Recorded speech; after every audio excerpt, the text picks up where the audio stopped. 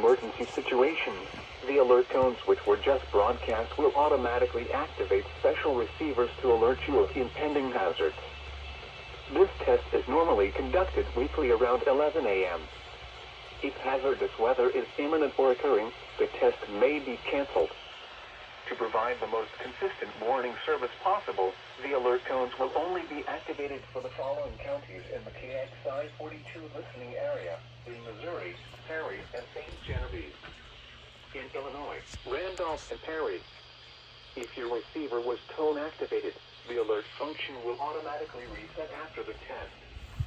This concludes our test for this week, and we will now resume normal programming. Thank you.